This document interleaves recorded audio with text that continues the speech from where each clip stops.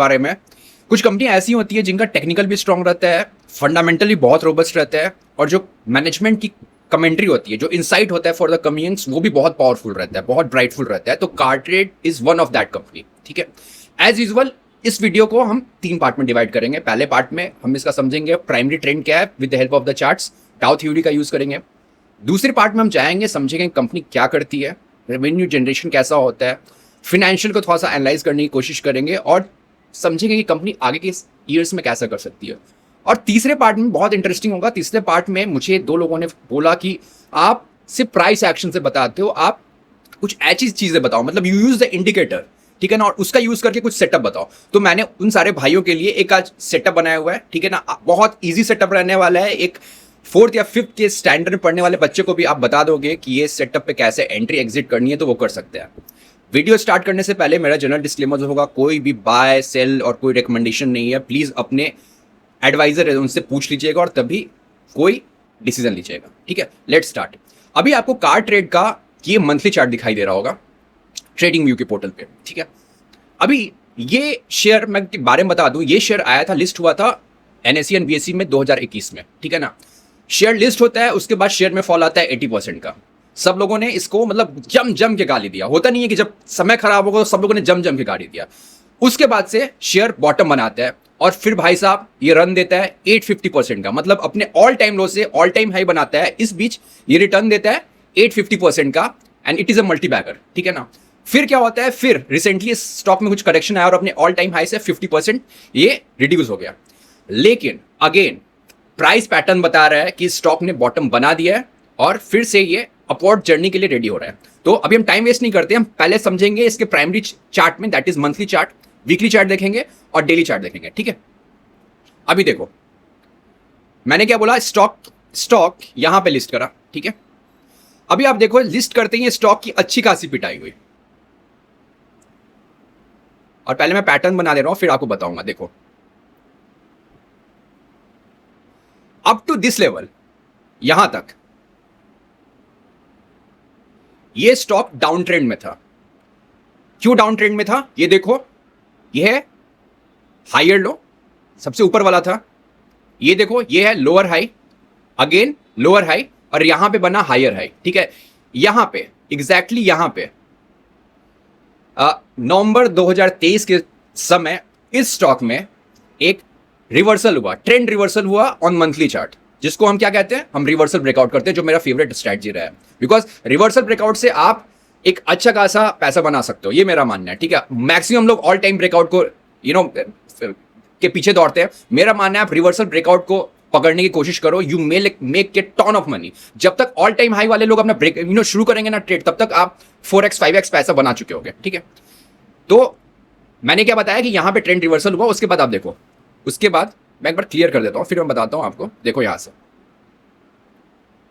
फिर देखो, ये स्टॉक रुका नहीं, ये पूरा सरपट भागा, और फिर यहां एक करेक्शन आया 50% का ऑल टाइम हाई से, और फिर स्टॉक एक नए हाई बनाने की तरफ जा रहा है। ठीक है, तो जो प्राइमरी ट्रेंड एनालिसिस के लिए पहला टाइम फ्रेम होता है विच इज मंथली चार्ट, वहां पे हमने देखा कि स्टॉक का अभी जो ट्रेंड है इट इज पॉजिटिव, वो अपसाइड में। अब हम चलेंगे वीकली चार्ट्स पर। वीकली चार्ट में आप देखो,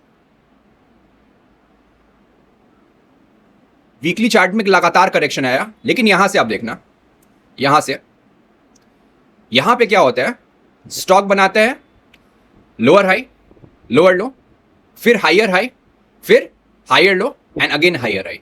ठीक है, जो मंथली चार्ट में जो ट्रेंड रिवर्सल दिख रहा था, मतलब जो दिख रहा था कि करेक्शन पूरा होगा, उसको वीकली चार्ट वैलिडेट कर रहा है, राइट। तो ये हमने एनालिसिस कर ली, ट्रेंड एनालिसिस। अभी जैसा मैंने आपको बताया कि जब हम इस कंपनी के बारे में फंडामेंटली जान जाएंगे, उसके बाद मैं आपको बताऊंगा कि प्राइस एक्शन बेस पे मैं इस पे कैसे एंट्री कर सकता हूं, that is the first thing. दूसरा, मैं ये भी बताऊंगा कि एक बहुत सिंपल स्ट्रैटेजी का यूज करेंगे, जिसमें हम 2 बहुत कॉमन इंडिकेटर यूज करेंगे, हम कैसे अपना एंट्री और एग्जिट डिसाइड कर सकते हैं। तो आप वीडियो में बने रहो। अभी देखो यार, कंपनी करती क्या है। ठीक है, तो कार्ड ट्रेड के बारे में बताता हूं मैं। इससे पहले आप ये देख लो, इसका मैंने ये आपको पीपीटी खोल दिया है, इस पे आपको सारा का सारा फाइनेंशियल दिखा होगा। लेकिन फाइनेंशियल देखने से पहले हम समझ लेते हैं कंपनी करती क्या है। कंपनी का नाम क्या है, कार्ड ट्रेड। तो ऑब्वियसली नाम से कॉमन सेंस है कि ये कंपनी कार की ट्रेडिंग का काम करती होगी, ऑब्वियसली एकदम सही हो, ठीक है। अभी मैं आपको न्यूआंसेस बताता हूँ कंपनी करती क्या है। देखो, कंपनी का 3 पार्ट है, एक है कंज्यूमर ग्रुप, एक है रीमार्केटिंग ग्रुप और एक है क्लासिफाइड ग्रुप। पहले कंज्यूमर ग्रुप, रीमार्केटिंग ग्रुप और क्लासिफाइड ग्रुप। मैं आपको कंपनी का बिजनेस सेगमेंट बताऊंगा और उस सेगमेंट के थ्रू कंपनी कैसे पैसे कमा रही है वो बताऊंगा, ठीक है। तो सबसे पहले आते हैं कंज्यूमर ग्रुप को। अभी कंज्यूमर ग्रुप में क्या है ना, इट इज अ C2B, मतलब कस्टमर टू बिजनेस मार्केट बोल सकते हो, आपको सेगमेंट है। यहां पे क्या होता है ना कि आप समझना, सपोज नीतीश, मेरा नाम नीतीश है, मुझे कार खरीदना है, तो मैं क्या करूंगा, मैं जाके सर्च करूंगा कि I have to buy a car, ठीक है। तो कार ट्रेड का ऑप्शन आता है, मैं कार ट्रेड के ऐप पे गया, ठीक है। अभी मुझे वहां पे डिफरेंट ऑप्शन दिखेंगे, डिफरेंट कार मॉडल दिखेंगे, मैं अपनी प्राइसिंग डाल दूंगा और उस हिसाब से मुझे पता चलेगा कि मुझे क्या डिस्काउंट मिल सकता है, और मेरा जो नंबर है कार ट्रेड के वेबसाइट पे या ऐप पे जो उनका इनलिस्टेड डीलर है उसके पास चला जाएगा, ठीक है। तो यहां पे क्या हो रहा है कि कस्टमर जैसे ही कार का सर्च करता है या तो वेबसाइट पे या इनके ऐप पे, तो वो लीड चली जाती है डीलर्स को। अभी इससे कार ट्रेड को कैसे पैसा बनता है, तो देखो, कार ट्रेड अपने डीलर से पहले लेता है लिस्टिंग फी, और चूंकि नीतीश ने एक इंक्वायरी करी थी, ठीक है, तो एक लीड जनरेट हुआ, तो एक लीड जनरेशन फी भी डीलर्स को पर लीड देना पड़ता है कार ट्रेड को, ठीक है। ये हुआ इनका मतलब कैसे अर्न कर रहे हैं फ्रॉम कंज्यूमर। अभी देखो, जैसे कार ट्रेड का पोर्टल है ना, उसी तरह इन्होंने उनके और भी पोर्टल्स है, लाइक कार वाले है, कार वाले का इन्होंने एक्विजिशन किया था, मतलब वो कंपनी पहले किसी और की थी, उसको इन्होंने बाय आउट किया। उसी तरह एक है बाइक वाला भी, कार के अलावा ये बाइक का भी मतलब ट्रांजेक्शन आप कर सकते हो। अगर किसी को बाइक चाहिए, सो ही और she can go on that portal और आपकी लीड फिर डीलर्स को चली जाएगी। मैंने क्या बताया, रेवेन्यू कैसे आता है, डीलर से आता है। दूसरा रेवेन्यू आता है इनको ओईएम से। अभी ओईएम क्या है, OEM is nothing but the car manufacturer. अभी सपोज टाटा का एक हैरियर लॉन्च हुआ, ठीक है ना, तो टाटा क्या करेगी, उसका एड चलाएगी कार ट्रेड के पोर्टल पे, कार्ड वाले के पोर्टल पे, ठीक है। तो उससे इनको रेवेन्यू आता है एडवर्टीजमेंट फी पे। इसके अलावा आप देखना, जब आप कार या बाइक का सर्च करते हो ना, तो जैसे ही आप सर्च करोगे ना, कुछ मॉडल्स का नाम और डीलर्स का नाम ना हाईलाइटेड ऊपर आता है, ठीक है ना। तो वो होता है ना, वो एक वैल्यू एड ऑन सर्विस रहता है फॉर हुम, फॉर डीलर्स, तो उसका एक अलग से पैसा मिलता है, ठीक है। तो कंज्यूमर ग्रुप में इनको पैसा आ रहा है डीलर्स के लिस्टिंग से, कोई वैल्यू एड प्रोडक्ट लाइक अगर हाईलाइटेड कुछ मेंशन करा तो उससे आ रहा है, और तीसरा आता है ओईएम, मतलब कार मैन्युफैक्चरर से, अगर वो किसी भी अपने कार का या मॉडल का ऐड करते हैं। होप दिस इज क्लियर, ठीक है। दूसरा इनका बिजनेस सेगमेंट है, that is the remarketing group. अभी हमको नाम नहीं याद करना है, बस समझना है कंपनी क्या करती है, ठीक है। देखो, इनका है ना, दे हैव इनकी एक कंपनी के साथ टाइप है, मतलब टाइप मैं नहीं बोलूंगा, it is a joint venture between Shriram finance का नाम आपने सुना होगा। It is a very famous NBFC, even NSC, BSc और एफएनओ सेगमेंट भी बड़ी कंपनी है। It is a blue chip right now, ठीक है। तो उनके साथ इन्होंने जॉइंट वेंचर करा हुआ है, कंपनी का नाम है श्रीराम रोमेल। अभी श्रीराम रोमेल में क्या होता है ना, श्रीराम रोमेल has a 150 yards across India. अभी इस यार्ड में ये लोग बहुत सारी गाड़ियां रखते हैं और उनका ऑफलाइन और ऑनलाइन ऑक्शन करते हैं। अब ये गाड़ियां कौन सी आती हैं, तो देखो क्या होता है ना कि हर एक साल बैंक्स बहुत सारे लोन्स बांटती है फॉर कमर्शियल व्हीकल के लिए या फिर पर्सनल व्हीकल के लिए। तो इसमें से बहुत बार ऐसा होता है कि कस्टमर पैसा दे नहीं पाता है, ठीक है ना। अभी जो भी रीजन हो, विलफुल डिफॉल्टर रहा हो या कोई परिस्थिति, उस पर हम नहीं जाते हैं, ठीक है ना। तो बैंक क्या करती है ना, जब वो चीज एनपी हो जाता है, जब ऑटो लोन एनपी हो जाता है, तो उसको ले लेती है। इसको कहा जाता है रीपोजेस्ड व्हीकल्स। तो जो भी रीपोजेस्ड व्हीकल है ना, उसके ऑक्शन का काम both online as well as offline इनके रीमार्केटिंग सेगमेंट में होता है। ये जो मैंने कंपनी बताई श्रीराम रोमेल, इसमें 51% स्टेक इज विद cartrade.com और जो बाकी का स्टेक है वो रहता है श्रीराम फाइनेंस के साथ। अभी कंपनी को क्या फायदा होता है, ऑक्शन तो कर दिया। देखो क्या होता है ना, एज एन एग्जांपल समझना, सपोज एक गाड़ी आती है, ठीक है ना, सपोज एक थार आती है, ठीक है, रिपोजेस्ट की हुई, मतलब जो जिसने लोन लिया था वो भर नहीं पाया और बैंक उठा के ले आई, कलेक्शन वाले उठा के ले आए। तो मान लो अगर एक थार बिकता है 10 लाख रुपए का, तो एक 2% जिसको टेक मनी कहते हैं, ठीक है ना, तो 2% जो ऑक्शन का फी हो गया वो जाता है cartrade.com को, ठीक है, वो रेवेन्यू हुआ। दूसरा रेवेन्यू क्या होता है, दूसरा रेवेन्यू क्या होता है, जैसे मैंने स्टार्ट में बताया, they have more than 150 yards across India. तो भाई जब बैंक या एनबीएफसी रिपोजेस्ड गाड़ीज को रखेंगी तो उनके पार्किंग का भी तो पैसा लगता है ना। तो ये जो पार्क जो रखते हैं उसका एक पार्किंग फीस भी होता है। अभी आप बोलोगे पार्किंग फीस क्या है यार, मतलब ये तो बहुत चिंदी बस आता है। नहीं, ऐसा नहीं है। आपके इन्फॉर्मेशन के लिए बता दूं, पिछले क्वार्टर में इन्होंने 3 लाख गाड़ियों का ऑक्शन करा है online as well as offline. So एक बहुत बड़ा सेगमेंट है इनके लिए, ठीक है। और तीसरा जो होता है, इन्होंने एक एड्रॉइट ऑटो करके कंपनी का एक्विजिशन किया था, if I am not wrong 2019 या 20 में किया था। अभी एड्रॉइट ऑटो में क्या होता है ना, जैसे कोई कंपनी आई, ठीक है, तो क्या होता है ना, अगर किसी को गाड़ी लेनी है तो उसको कराना रहेगा उसका इंस्पेक्शन। अब इंस्पेक्शन क्यों करना होता है? उसका सही वैल्यूएशन जानना है कि ठुकी हुई गाड़ी तो नहीं है, उसका एक्सीडेंट तो नहीं हुआ है। तो एड्रॉइट ऑटो के थ्रू ये उसका इंस्पेक्शन करते हैं, उसको उससे इनको फीस इनकम आता है। तो जो इनका रीमार्केटिंग बिजनेस है उसमें इनको आ रहा है टेक मनी आ रहा है, पार्किंग फी आ रही है और इंस्पेक्शन का पैसा आ रहा है जो गाड़ी का इंस्पेक्शन करते हैं। ठीक है, ये हो गया। जो तीसरा इनका सेगमेंट है जिसपे आजकल कार ट्रेड का बहुत फोकस है और मोस्टली एनालिस्ट का भी बहुत फोकस रहता है, वो है इनका क्लासिफाइड बिजनेस। अभी क्लासिफाइड बिजनेस क्या है? क्लासिफाइड बिजनेस कुछ नहीं है, आप सब लोगों ने OLX का नाम सुना होगा। जो OLX है उसको भी car-trade.com, कार ट्रेड जो है पोर्टल, उसने परचेज किया हुआ है, उसका भी इन्होंने एक्विजिशन किया था। अभी यहां पे क्या होता है, देखो, जो OLX इनका पोर्टल है ना, वहां पे जो मेन रेवेन्यू और जो पैट में कंट्रीब्यूशन आ रहा है, that is through the transaction for cars. But इसके अलावा ये सिर्फ कार्स ही नहीं करते हैं, यहाँ पे डिफरेंट सोर्स ऑफ रेवेन्यू, मतलब फ्रिज भी होता है, फोन भी होता है, व्हीकल, दूसरे व्हीकल्स भी होते हैं। ठीक है ना, तो it is not only limited to car, but having said that जो मेन रेवेन्यू का सोर्स है वो कार से ही आ रहा है। ठीक है, अभी यहाँ पे क्या होता है ना कि OLX में क्या होता है, दो लोग होंगे, एक होगा बायर और सेलर। सबसे पहले हम सेलर्स की बात करते हैं और हम समझने की कोशिश करेंगे OLX से ये पैसा कैसे कमा रहे हैं। ठीक है, और आपको अगर आप cartrade.com को अगर ट्रैक कर रहे हो तो आफ्टर कंज्यूमर ग्रुप आपको ये जो इनका क्लासिफाइड मतलब OLX का बिजनेस है इसको ट्रैक करते रहना, बिकॉज ये मेक और ब्रेक रहेगा कार ट्रेड के लिए। अगर इस कंपनी को यहां से फिर अगर मल्टी बैगर बनना है 8 to 10 टाइम्स, तो मुझे लगता है कि OLX ही मेक और ब्रेक होगा इस कंपनी के लिए। ठीक है, तो अभी हम वापस लौटते हैं कि कंपनी कैसे पैसा कमाती है। तो मैंने बताया कि वहां OLX में क्या होगा, एक बायर रहेगा और एक सेलर रहेगा। सेलर के क्या होंगे, दो पार्ट होंगे, एक रहेगा रिटेल और एक अगेन आएगा डीलर, जैसे हमने कार के समय समझा।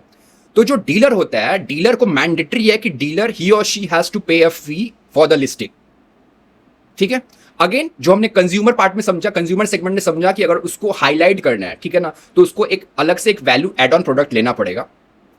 और जो रिटेल रहता है ना, फॉर एवरीवन, अगर आप फर्स्ट टाइम यूज कर रहे हो OLX का platform to sell any stuff, तो आपके लिए फ्री है। बट इफ यू अगर आप दोबारा आ रहे हो तो आपको फी देनी पड़ती है। तो इनका रिपीट कस्टमर भी बहुत ज्यादा रहता है। एंड मुझे मतलब फिगर नहीं याद आ रहा है, but it is a good chunk जो इनका रिपीट आता है कस्टमर। तो एक तो इनको इससे आया। इसके अलावा आप देखो ये क्या है ना, cartrade.com ने ना ऑनेस्टली टेक्नोलॉजी पे बहुत पैसा खर्च किया है।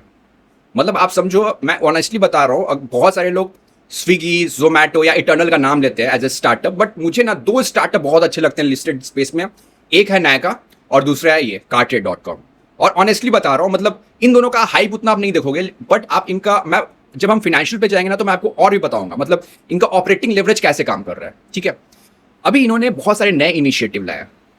नया इनिशिएटिव में क्या हो रहा है, अब ये एजेंट AI ला रहे हैं। अभी एजेंट AI क्या होता है, सिंपली अभी देखो, आप जाओगे ना ChatGPT पे, तो आप वहां पे सर्च कर सकते हो कि मतलब ऐसा प्रॉम्प्ट डाल सकते हो कि मुझे फलाने से फलाने डेट के बीच आप सस्ते फ्लाइट बताओ, तो वो आपको ChatGPT या क्लॉड या जो भी है ब्रोक हुआ वो आपको बता देगा कि ये चीपेस्ट फ्लाइट है। बट जो एजेंट AI होता है ना, उसमें आप कमांड ये दे सकते हो कि भाई ChatGPT इस मतलब पर्टिकुलर डेट के बीच, इस टाइम स्लॉट के बीच मुझे सबसे सस्ता टिकट चाहिए और उस टिकट को आप बुक करो। तो एजेंट जो AI एजेंट है वो ये करेगा। So right now they are employing different prompt, मतलब डिफरेंट AI एजेंट ये OLX में इंक्लूड कर रहे हैं। मैनेजमेंट का कहना है कि चूंकि बेस छोटा है तो they are getting a very positive feedback, मतलब ग्रोथ अच्छा आ रहा है, बट अभी वो गाइडेंस नहीं दे पा रहे हैं कि ये कैसा ग्रो करेगा। ठीक है, तो दे हैव इट। और इन्होंने अभी क्या किया ना, इसमें भी वैल्यू एड ऑन करना शुरू कर दिया, जैसे elite buyer, elite seller, super दोस्त। ठीक है ना, अभी कैसे हुआ समझो कि मान लो मुझे गाड़ी सेल करनी है, ठीक है ना, मैंने लिस्टिंग करी एज एन एग्जांपल समझो, तो क्या होगा ना, बहुत बार निगोशिएशन होता है। एक तो मैंने लिस्ट कर दिया, उसके बाद मैच होना चाहिए। मान लो अगर मेरा मतलब मैं सेलर हूं, मुझे 5 लाख में सेल करना है, तो वो लिस्ट हो गया, बट मुझे पता नहीं है ना कि बायर में किसका रिक्वायरमेंट 5 लाख रुपए का है। ठीक है ना, तो इन्होंने एक लाया है सुपर दोस्त, एक AI एजेंट बनाया है। उसके थ्रू वो क्या करते हैं ना, वो एल्गोरिदम रन करते हैं। ठीक है ना, और वो पूरे डेटाबेस में चेक करता है कि किसका बजट 5 लाख का है, किसको वो गाड़ी चाहिए, वो आपको फ्रैक्शन ऑफ मिनट्स में आपसे मैचअप कराएगा। तो इससे क्या हो रहा है, इससे आपका टाइम बच रहा है। यही चीज डीलर्स के लिए एप्लीकेबल है, क्योंकि डीलर्स के पास क्या होता है ना, डीलर्स के पास यूज कार के डीलर्स के पास अगर आपको आइडिया हो तो उनके पास इन्वेंट्री रखने का भी एक मतलब इशू होता है यार, मतलब इन्वेंट्री बहुत रख नहीं पाते। तो इससे क्या होगा ना, ऐसे सुपर दोस्त इन्होंने लाया या फिर जो इलीट सेलर ला रहा है, इलीट बायर ला रहा है, ये सारा का सारा वैल्यू प्रोडक्ट रहेगा, क्योंकि इसके लिए द डीलर और द सेलर हैज टू पे द मनी। तो जो इनका OLX वाला सेगमेंट है उसमें कंपनी वॉल्यूम ग्रोथ के साथ साथ वैल्यू ग्रोथ भी एड ऑन कर रही है, ठीक है। और मैंने बार बार वीडियो में बोला है कि जब वैल्यू ग्रोथ के साथ वॉल्यूम ग्रोथ आता है तब धमाका होता है, तब ऑपरेटिंग लेवरेज मतलब फट के निकल के आता है, ठीक है। ये हमने समझ लिया कंपनी के बारे में। अब हम फटाफट मैं आपको इस कंपनी के बारे में बता देता हूं। देखो like I will use marker है तो मैं मार्कर यूज करके बताता हूं किस कंपनी का। जस्ट होल्ड ऑन, देखो ये रहा इस कंपनी का रिजल्ट भाई, ठीक है ना, फॉर FY26। अभी मैं इस कंपनी का रिजल्ट जो है ना वो वाई ऑन वाई कंपैरिजन करूंगा, क्योंकि month on month, quarter on quarter आप कंपैरिजन नहीं कर सकते हो, क्योंकि Q3 जो था उसमें बहुत सारे फेस्टिवल रहते हैं, नवरात्रा था, दीपावली था, ठीक है ना, क्रिसमस था, तो उसमें बहुत सारे लोग कार बाइंग करती है। आप जानते हो एज पर हिंदू जो कस्टम होता है, it is the auspicious period, ठीक है। तो हिस्टोरिकली इनका जो Q3 रहा है it is strongest among the 4 quarter, ठीक है ना। तो हम इसका वाई ऑन वाई कंपैरिजन करेंगे, ठीक है। अभी आप देखो रेवेन्यू का ग्रोथ देखो आप 20%। आप क्या बोलोगे, आप क्या बोल रहे हो यार 20% तो रेवेन्यू का कर रहा है, but you see the growth of EBITDA and the PAT. और यही मैं बात कर रहा हूं, ये क्यों आ रहा है, ये आ रहा है ऑपरेटिंग लेवरेज के कारण। दूसरा रीजन क्या है, कंपनी वैल्यू पे ध्यान दे रही है। वॉल्यूम तो बढ़ ही रहा है, वैल्यू बढ़ रहा है। वैल्यू क्या बढ़ रहा है, मतलब एड ऑन प्रोडक्ट आ रहा है, ठीक है ना। सब कुछ फ्री नहीं रहा है, कस्टमर को ऐसी सर्विस दे रहे हैं जिसके कारण कस्टमर ही और she has the intention to even pay for it. जैसे उन्होंने क्या करा, सुपर दोस्त आया, ठीक है, इलीट बायर ला रहा है, इलीट सेलर ला रहा है। होप आपको ये समझ में आ रहा होगा। अभी जस्ट होल्ड ऑन, अभी आप वही चीज देखो कंज्यूमर ग्रोथ में भी, ठीक है ना। कंज्यूमर ग्रोथ जो मैंने पहला सेगमेंट बताया, ये कैसा है, कार ट्रेड वाला, ठीक है ना, बाइक वाला, वो वाला सेगमेंट है। यहां भी देखो तो यहां भी जो रेवेन्यू ग्रोथ है ना वो भी 20-25% तक का है। लेकिन अगेन आपको रेड मार्क में दिखाई दे रहा होगा 25% रेवेन्यू है, but EBITDA is 72% and PAT is 64%। ये है रीमार्केटिंग वाला। रीमार्केटिंग क्या हुआ, ऑक्शन वाला। यहां पे आप देखो, यहां अगेन रेवेन्यू जो ग्रोथ है 22% है, बट इबिटा का ग्रोथ है 56% and the PAT growth is 42%। और ये जो मैंने बात किया OLX वाला, OLX वाले में रेवेन्यू ग्रोथ है 16%, ठीक है, इबिटा ग्रोथ है 34% एंड पैट ग्रोथ इज 44%। तो मतलब जो तीनों का तीनों सेगमेंट है ना भाई साहब, वहां पे वैल्यू एडिशन आ रहा है, जिसके कारण मतलब ऑपरेटिंग लेवरेज सर्ज हो रहा है। और मैंने क्या कहा, अगर प्राइस एक्शन बढ़िया हो, फाइनेंशियल अच्छा हो, वॉल्यूम के साथ साथ वैल्यू भी हो, और मैनेजमेंट कमेंट्री अच्छा हो। मैनेजमेंट कमेंट्री मैंने आपको बताई नहीं, मैं आपको बताता हूं। देखो ये जो मैनेजमेंट है ना, ये थोड़ा सा कंजर्वेटिव रहता है, it will never ever give you the guidance. ये गाइडेंस कभी नहीं देता है, बट बिटवीन द लाइन्स आप समझो, मैनेजमेंट ने कहा कि in the next 4 years our current PAT is close to 243 crore, ठीक है ना। इनका फाइनेंशियल 26 का 243 या 244 करोड़ का इनका पैट है। So in the next 4 years we will reach the PAT figure of 1000 crore. अभी आप समझो, मतलब अगले 4 से 5 साल में, 5 साल ही पकड़ता हूं, ये 4 गुना हो जाएगा यहां से। तो मतलब मैनेजमेंट, मतलब क्या ऑपरेटिंग लेवरेज आने वाला है, ठीक है ना। इस कंपनी में देखो, आपको रेवेन्यू नहीं समझना है, आपको इसमें यहाँ पे ऑपरेटिंग लेवरेज समझना है। जिस स्पीड से पैट बढ़ रहा है, that is very very phenomenal, ठीक है। जो कंपनी का प्रमोटर बोल रहा है कि अगले 4 साल में हम 4 गुना हो जाएंगे, तो आप मतलब अनुमान लगा सकते हो। मैं तो इसको ट्रेलिंग स्टॉप लॉस से ट्रेड करूंगा। अगर if I will make a position, so I will play this stock with the trailing stop loss. कोई टारगेट नहीं लगेगा, कोई मॉडल नहीं चलेगा, मैं आपको सिंपली बता रहा हूँ। बहुत लोग मॉडल लगाते हैं ना, मतलब डिफरेंट DCF मॉडल लगा लिया, फलाना लगा लिया, पैसा नहीं बनेगा उससे। You just apply that simple trailing stop loss, और जितना ही पैसा बनता है 8 गुना 10 गुना पैसा बन सकता है स्टॉक में, जो मुझे लगता है, ठीक है। अभी मैंने क्या कहा था कि मैं उन भाई बहनों के लिए जिनको प्राइस एक्शन, ऑब्वियसली यार प्राइस एक्शन में थोड़ा सा आपको टाइम देना पड़ता है, it takes time to understand it. So no worries, पैसा बनना चाहिए, प्राइस एक्शन से बने, मूविंग एवरेज से बने, इंडिकेटर से बने। तो यहाँ पे हम फटाफट क्या करेंगे ना, मैं यहाँ पे पहले तो आपको बताऊंगा कि मैं इस स्टॉक को कैसे ट्रेड करूंगा, ठीक है ना। देखो ये है डेली चार्ट, ठीक है ना। अभी हम डेली चार्ट पे देख लेते हैं, क्योंकि डेली चार्ट में मैं एनालिसिस नहीं किया था। डेली चार्ट में आप देखना यार, यहाँ पे देखो, आप ये कैंडल्स देख रहे हो, ग्रीन वाला कैंडल, वॉल्यूम कितना है, मतलब 80 लाख का वॉल्यूम है। यहाँ पे वॉल्यूम है आपको 55 लाख का। नॉर्मल वैल्यू वॉल्यूम क्या रहता है, 4 से 5 लाख का रहता है, ठीक है ना। यहाँ 20 टाइम्स है। ये वाला वॉल्यूम क्यों इंपॉर्टेंट होता है ना, देखो जब आप प्राइस एक्शन प्रैक्टिस कर रहे हो ना, तो वॉल्यूम उस पोजीशन पे हाई है जहां से ट्रेंड रिवर्सल कर रहा है, वो इंपॉर्टेंट होता है। अभी मैं ये नहीं बोल सकता हूं कि यहां का वॉल्यूम इंपॉर्टेंट है, बिकॉज बहुत बार क्या होता है ना कि प्राइस कहीं मूव नहीं करेगा लेकिन वॉल्यूम ज्यादा रहेगा। उसका रीजन होता है, there is a concept of circular trading. Circular trading कुछ नहीं होता, उसमें मैनिपुलेशन होता है। इसलिए क्या आता है कि वॉल्यूम बढ़ जाए, अभी बहुत सारे लोग स्कैनर या एल्गो यूज करते हैं, उसके कारण वो स्टॉक वॉल्यूम शॉकर में आता है, उसमें रिटेल ट्रैप हो जाते हैं। तो जब भी आप वॉल्यूम को कंसीडर करो ना, तो वहां पे ट्रेंड रिवर्सल होना चाहिए, तब पता चलता है कि वहां पे एक डायनेमिक ट्रेडर घुसा है जिसने ट्रेंड को चेंज कर दिया है। Hope are you understanding it. तो अभी हम आते हैं यहाँ पे, हम समझेंगे कि अगर मुझे ट्रेड करना है तो मैं कैसे करूंगा। ठीक है, देखो, I will wait for some retracement pull back. अगर प्राइस यहां तक आता है so I will enter around here. ठीक है, और my stop will be this point 1604। अगर 1604 के नीचे जिस दिन भी क्लोजिंग आ गई तो ये मेरा पूरा का पूरा सेटअप कार ट्रेड का खत्म हो जाएगा, सिंपल शब्दों में। ठीक है ना, ये सेटअप खत्म हो जाएगा, खराब हो जाएगा, जिसको बहुत लोग स्टॉप कहते हैं, स्टॉप लॉस कहते हैं, निगेट हो जाएगा, नलीफाई हो जाएगा। और अब हम आते हैं जिसमें हम समझेंगे थ्रो इंडिकेटर हम कैसे इसमें एंट्री और एग्जिट कर सकते हैं। तो देखो, इसके लिए आपको दो चीज करनी है। एक सुपर ट्रेंड का नाम का इंडिकेटर होता है, ठीक है ना, आपको उसको लगाना है सबसे पहले।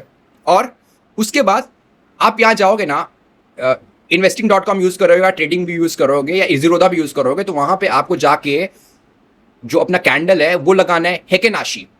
ठीक है, नाम हेकेनाशी है तो कंफ्यूज मत करना, बॉस एक सिंपल कैंडल का टाइप है। और ये हेकेनाशी, मारूबोजू या फिर डोजी या फिर आप जो बोलते हो ना हरामी, बिल्कुल सॉरी, अगर कोई महिला है, हरामी is not a slang, at पर जैपनीज ना उसको एक प्रेग्नेंट वुमेन को कहते हैं। ठीक है ना, सो ये मैं आपको ट्रिविया बता रहा हूँ, ये सारे के सारे जो टर्म है ना, ये सारे के सारे इन्वेंशन किया है जैपनीज ने, और आज नहीं इन्वेंशन किया इन्होंने, मतलब 1700 सेंचुरी, मतलब आज से सोचो यार, मतलब 300-350 साल पहले इन लोगों ने ये सारी चीजें मतलब इन्वेंट करके रखी थी। और they use this candle stick for rice trading. ठीक है, तो आते हैं बात पे, नॉर्मल क्या होता है ना, जब हम कैंडल स्टिक यूज करते हैं तो उसमें क्या होता है, उसमें रहता है पैटर्न, बस 4 चीजें होती हैं, open, high, close and low. ठीक है ना, ओपन मतलब high, low, open and close. ठीक है, यहां पे क्या होता है ना, हेकेन आशी में, हेकेन का अर्थ होता है एवरेज एंड आशी का अर्थ होता है बार। यहां पे आपको नॉइस रिड्यूस हो जाएगा। ठीक है ना, वहां पे आपको बहुत सारे डोजी फलाना ठिकाना दिखते हैं, यहां पे नॉइस रिड्यूस हो जाता है। और मैं पूरा इसका थॉरो नहीं बताता हूं, आप समझो जो हेकेन आशी जो कैंडल है ना, उसमें एवरेज के थ्रू हर एक कैंडल का वैल्यू निकलता है, that is the first thing. और दूसरा मैंने जो इंडिकेटर लगाया वो सुपर ट्रेंड था। अगर किसी को जानना है तो वो लिख के मतलब मेंशन कर देना कमेंट में, मैं इस पे भी वीडियो बना दूंगा कि सुपर ट्रेंड या हेकेन आशी का मतलब कैसे होता है, कैसे काम करता है। ठीक है ना, तो हमने ये 2 कैंडल लगा दिया, 2 इंडिकेटर्स लगा दिया, सॉरी। मुझे एंट्री कब करनी है? मुझे एंट्री कब करनी है? जब हेकेन आशी कैंडल ग्रीन हो, रेड से ग्रीन हो जाए, और वो सुपर ट्रेंड के ऊपर होने चाहिए। ठीक है, सपोज मैंने एक रिट्रेसमेंट आता है और मैं यहां पे एंटर कर लेता हूं। ठीक है, तो जिस भी दिन ये हेकेन आशी कैंडल रेड हो जाएगी, एग्जिट का बता रहा हूं, ठीक है ना, और हेकेन आशी कैंडल का, इस कैंडल का क्लोजिंग सुपर ट्रेंड का, ये जो आप बैंड देख रहे होगा नीचे, इसके नीचे हो गया, जिस दिन क्लोजिंग बेसिस पे ये जो बैंड है ये रेड हो जाएगा, आप एग्जिट कर जाओगे। एंट्री का कैसे करनी है? एंट्री तब करनी है जब प्राइस सुपर ट्रेंड के ऊपर हो और हेकेन आशी कैंडल ग्रीन हो। एग्जिट कब करनी है? एग्जिट तब करनी है जब प्राइस सुपर ट्रेंड के नीचे आ जाए और हेकेन आशी कैंडल भी रेड हो जाए। दैट्स इट, बस यही है सिंपल स्ट्रेटजी। एंड ट्रस्ट मैं बता रहा हूं, ये one of the most powerful strategy है for investing as well as trading. आप अप्लाई करके देख सकते हो। मैं आपको ये नहीं बोलूंगा आप ट्रेडिंग या इन्वेस्टमेंट करो, आप पहले पेपर ट्रेड करो, 10 स्टॉक पे ट्रेड करो, और तब मुझे कमेंट में बताओ। अगर नहीं भी कर रहा है तो बताओ, मुझे ट्रोल कर सकते हो अगर नहीं काम कर रहा है तो। ठीक है ना, होप आपको ये वीडियो अच्छा लगा होगा। अगर अच्छा लगा होगा, and if you are watching it on the YouTube, do subscribe my channel, like this video, and if you are watching it on Twitter, do follow me. चलो अब हम मिलेंगे नेक्स्ट वीडियो में, बाय, टेक केयर।